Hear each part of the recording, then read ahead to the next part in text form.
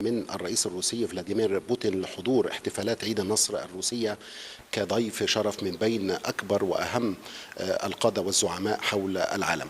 لمزيد من التفاصيل ينضم إلي في هذا الحوار سيادة السفير نزيه النجاري سفير مصر لدى روسيا الاتحادية. بداية برحب بحضرتك معالي السفير.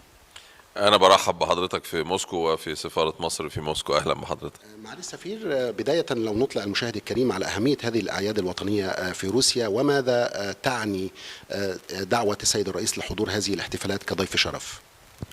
بالتأكيد الاحتفال ده احتفال سنوي بشكل أساسي. كل سنة يوم 9 مايو روسيا بتحتفل بحضور الرئيس بوتين بذكرى الانتصار في الحرب العالمية الثانية اللي روسيا ساهمت، والاتحاد السوفيتي في ذاك الوقت ساهم بفعالية كبيرة جدا في تحقيق هذا الانتصار. ويعني معروف انه الاتحاد السوفيتي ضحى بحوالي 27 مليون قتيل يعني في هذه الحرب، وبالتالي كان لهم إسهام كبير جدا في هذه الحرب. طبعا دعوة الرئيس السيسي هي دعوة بين عدد من الزعماء، يعني ليس الجميع مدعوا إلى هذا الاحتفال، وهذا بيعكس العلاقة الوطيدة والاعتزاز الذي يكنه الرئيس بوتين لفخامة الرئيس السيسي. وهذا أمر مبني على علاقات مستمرة منذ أكثر من 10 سنوات، وعلى علاقات ثنائية بين البلدين تطورت بفضل الإرادة السياسية الموجودة لدى الرئيسين. وهناك مشروعات عديدة، وهناك تعاون وتنسيق في قضايا دولية عديدة، والعلاقة بين الرئيسين علاقة معروفة وفيها ثقة وتفاهم كبيرين. ونأمل لهذه الاحتفالات أن تكون يعني تأكيد على هذه العلاقة، وتكون يعني مجال أيضا لنقاش ومناقشة عدد من قضايا التعاون بين البلدين. كما أشرت سيادتك، هذه العلاقات بين مصر وروسيا علاقات شهدت طفرات متلاحقة منذ تولي السيد الرئيس عبد الفتاح السيسي مهام منصبه، ووصلت هذه العلاقات إلى مستوى العلاقات الاستراتيجية. أبرز محطات التعاون بين مصر وروسيا فيما يتعلق بالمشروعات التنموية الاقتصادية وغيرها. يعني طبعا معروف أنه في مفاعل أو محطة إنتاج كهرباء الضبعة اللي بيتم بنائها حاليا بمعرفة أو بقيادة شركة روس أتوم الروسية، ومن أكبر الشركات اللي بتبني محطات لإنتاج الكهرباء بالطاقة النووية. وده مشروع الحقيقة هيوفر يعني نسبة غير قليلة من الكهرباء لمصر، وهذا أمر ضروري بالنسبة إلينا يعني على ضوء النمو اللي بيحصل في مصر. ده احتياج مهم بتساهم فيه روسيا والشركات الروسية. هناك أيضا المنطقة الصناعية الروسية، يعني روسيا والشركات الروسية تهتم بأن تنقل بعض إنتاجها إلى القارة الأفريقية، إلى القارات المختلفة، وبالتالي المنطقة الصناعية الروسية هذا مشروع أيضا نعمل عليه بكل همة وبكل اهتمام، والجانب الروسي لديه اهتمام كبير به. أيضا في هناك علاقات تجارية كبيرة بيننا وبين الروس، ونستورد من الروس نسبة كبيرة جدا من القمح الذي نستورده من الخارج. هناك أيضا السياحة الروسية، وهي ترتيبها دائما الأولى أو الثانية من حيث عدد السائحين الروس اللي بيتوافدوا على مصر، وبنحاول ان احنا طبعا ننمي هذا ونقترح على السائحين الروس يعني اماكن جديدة ومواقع جديدة يزوروها في مصر، سواء السياحة الشاطئية او السياحة الثقافية، وهم شعب مثقف جدا ويهتم بالتاريخ.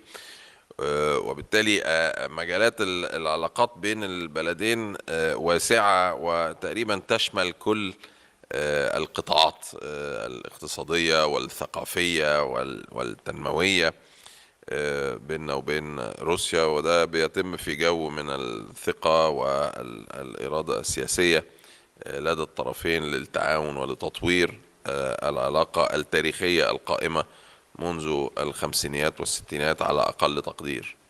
يعني كما أشرت سيادة السفير في معرض حديثك أن هذه الزيارة التي يجريها السيد الرئيس بدعوة رسمية من الرئيس الروسي فلاديمير بوتين سوف تكون فرصة مواتية للزعيمين لاستكمال ومواصلة التنسيق والتشاور بينهما حيال عدد من القضايا ومستجدات الأوضاع في المنطقة والعالم والتي تهم كلا الجانبين. برأي سيادتك أبرز هذه القضايا والمستجدات؟ أكيد هناك دائما نقاش حوالين القضايا الإقليمية والقضايا الدولية. هناك صراعات على الساحة الدولية، وهناك أيضا عدم استقرار في المنطقة المحيطة بنا، في يعني طبعا فلسطين. القضية الأهم بالنسبة لنا هي قضية فلسطين، وقضية محورية، وقضية تقرير مصير عمرها يعني ما يزيد عن 70 سنة. شعب من حقه كما كل الشعوب أن يسعى لتقرير مصيره، وأن يكون له دولة يعيش فيها كما كل الشعوب. ومصر كانت دائما في خط الدفاع الأول عن هذه القضية، والآن منذ أكثر من عام ونصف وقطاع غزة والفلسطينيون في قطاع غزة يتعرضون لعدوان غير مسبوق أعتقد في التاريخ. عملية عسكرية يعني تصيب وتستهدف المدنيين بشكل يومي أمامنا، وهذا أمر يعني مصر تتولى التعامل معه بكل نشاط وبكل قوة، والسيد الرئيس شخصيا يعني يقوم بجهد كبير جدا في هذا الموضوع. والفلسطينيون يتعرضون لضغوط يعني غير عادية، وبالتأكيد مصر من أول المدافعين عن القضية الفلسطينية. وروسيا أيضا دولة لها دور في الساحة الدولية ودور تاريخي فيما يتعلق بالمسألة الفلسطينية، وهذا يتطلب تنسيقا بين الرئيسين، ويتطلب تشاورا حول ما يمكن عمله لوقف هذا العدوان الإسرائيلي الغاشم في المرحلة القادمة. هذا موضوع أساسي ويهم الروس أيضا بشكل كبير جدا. هناك بالتأكيد الأوضاع في السودان، الأوضاع في ليبيا، الأوضاع في سوريا، كلها دول شقيقة عربية شقيقة، ومع الأسف تعاني من عدم استقرار. وأيضا هنا لروسيا وللرئيس بوتين دور، ومصر باعتبارها الدولة العربية الكبرى التي لها دور تاريخي في استقرار المنطقة، يهمها أن يكون محيطها مستقرا قدر الإمكان، ويهمها أن تعيش هذه الشعوب العربية الشقيقة في حالة سلام وحالة استقرار، وألا تعاني من مشكلات اجتماعية واقتصادية كما هو الوضع حاليا. وهذا دائما يكون محل تشاور بين الرئيسين، ولكن مرحلة يعني دقيقة بشكل استثنائي تستدعي مثل هذا التشاور وهذا التنسيق فيما يمكن عمله بالفعل لوقف التدهور في منطقتنا. الأمر الآخر طبعا هو يتعلق بالأمور الثنائية والمشروعات القائمة بيننا، ودائما الرئيسان يعطيان دفعة كبيرة من خلال الإرادة السياسية القائمة لإنجاز هذه المشروعات بالسرعة الواجبة وبالدقة اللازمة، وهذا أيضا دائما محل تشاور بينهما. هناك دائرة هامة أخرى للتعاون الثنائي بين البلدين سيادة السفير، وهي دائرة البريكس، في إطار انضمام مصر مؤخرا لهذا التجمع الاقتصادي الهام بترحيب ودعم كامل من الجانب الروسي وأيضا من جنوب أفريقيا والبرازيل والصين. كيف ترى اهتمام مصر بهذا التجمع، وما هي الاستفادة المرجوة من انضمام مصر لهذا التجمع في ضوء هذا الدعم الروسي لعضويتها التي حصلت عليها مؤخرا؟ يعني انضمامنا لهذا التجمع الحقيقة كان بشكل أساسي بدعم من الجانب الروسي، وهذا محفل لعدد من الدول الكبيرة التي لها قدرات اقتصادية خاصة، لها مواقع مهمة في نطاقها الجغرافي، وتتعامل مع هذه التطورات على الساحة الدولية، خصوصا التطورات الاقتصادية، لأنه التطورات الاقتصادية يعني تطورات هائلة باستمرار، وتؤثر في كل شيء من حولها وفي مصالح الشعوب. وبالتالي أن تكون مصر عضوا في محفل في هذا العدد من الدول، الآن أصبح عدد الدول 10، وفي عدد من الدول الشريكة أيضا، كل هذه الدول لها شأنها في الوضع يعني الاستراتيجي والاقتصادي، وهذا محفل نتشاور فيه تتشاور فيه الدول حول ما يمكن اتباعه من سياسات لجلب المزيد من الاستقرار للاقتصاد العالمي، ومن ثم لاقتصاد الدول الأعضاء عبر تعزيز التعاون بينها في مجالات التجارة وفي مجالات الاستثمار وفي مجالات التبادل التكنولوجي.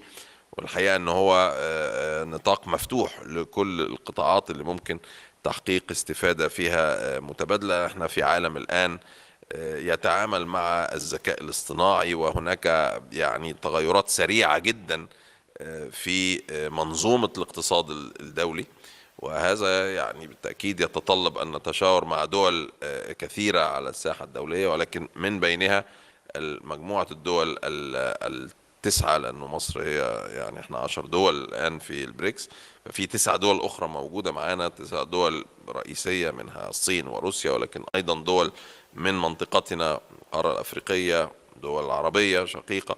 وبالتالي هذا التشاور وهذا التنسيق في ما يتعلق بالسياسات الاقتصادية وكيفية تنمية مجتمعاتنا وتوفير فرص عمل، هذا أمر رئيسي. وبالتالي عضويتنا في هذا المحفل عضوية مهمة، ويعني أأمل وأثق في أنه مستقبلا ستحمل الكثير من الخير لمصر إن شاء الله. إذن زيارة هامة كما أشرت سيادتك للسيد الرئيس عبد الفتاح السيسي إلى دولة روسيا لاستكمال التنسيق والتشاور القوي والمستمر بين القيادتين السياسيتين في البلدين، سواء فيما يتعلق بتعزيز العلاقات الثنائية على المستوى الاقتصادي والتجاري والاستثماري، أو على صعيد التنسيق والتشاور فيما يهم البلدين من مستجدات القضايا والأوضاع إقليميا